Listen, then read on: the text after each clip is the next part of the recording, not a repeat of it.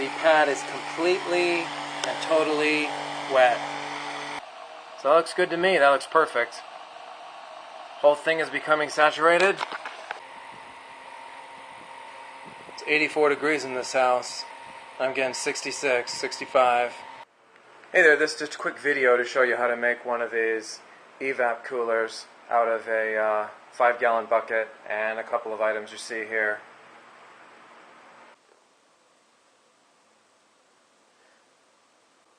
I'm going to start by filling the bucket with 2 gallons of water.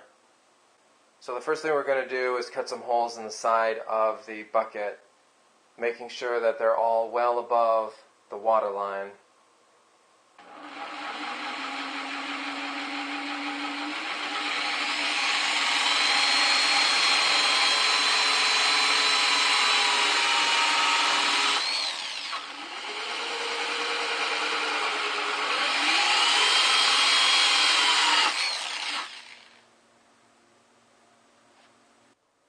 Okay, I've got 2 holes drilled all the way around.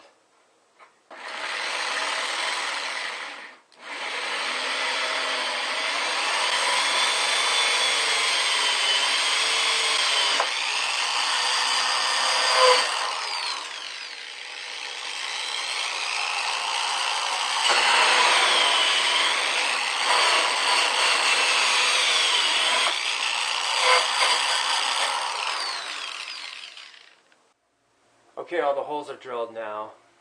You can see how I just did that evenly around the bottom. Okay, the second step here is to cut down the pad, your cooling pad that you have.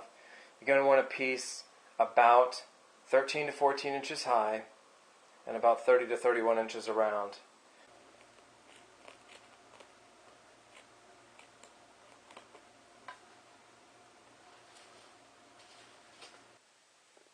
Okay, it's looking good now. I've got the holes all done.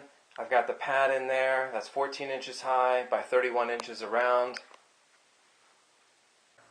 And the next step is to take some screen here and put it between the edge of the pail and the cooling pad.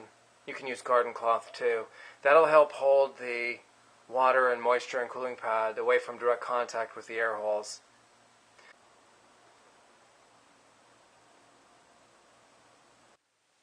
Okay, the next part is easier than it looks.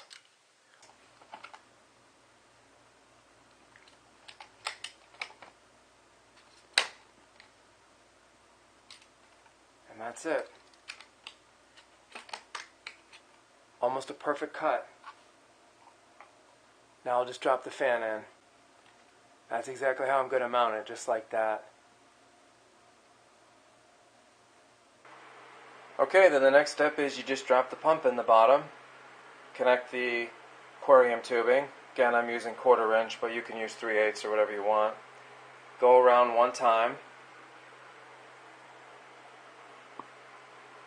and then clamp the hose off at the end if you need to.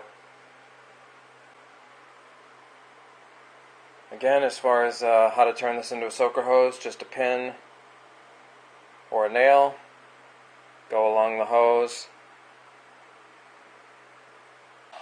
So that looks good to me. That looks perfect.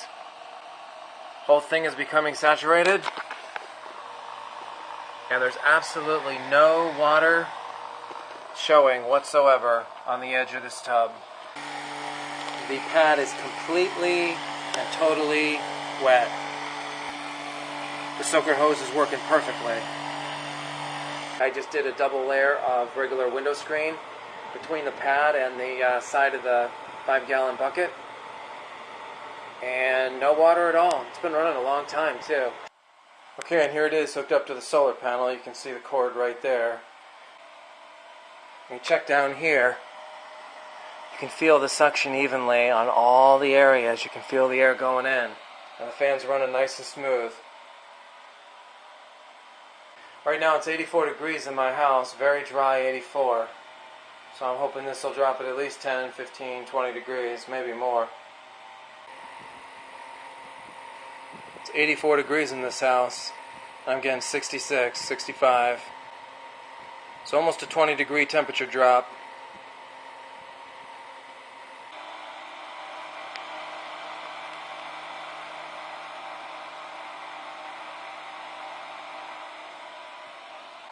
A little dry right there. Let me add a couple of holes to the...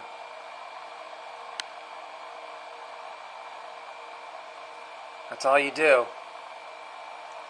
And it'll just dribble down into the pad now. Start by putting maybe one hole every centimeter, a couple holes every inch. Then you can double or triple that if you need to. That's about right. That's the consistency I want it to drip at. And again, there's the pump down there. Notice how I have the end clamped off. Otherwise, most of the water just comes flying out of there. Any sort of small fountain pump will work in here.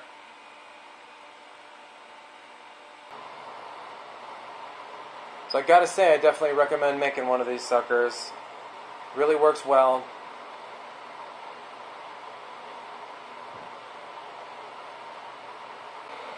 Another thing to remember about this, when you're done using it, dump the water out, take the pad out and everything, dry it out. You don't want any problems with bacteria and all that.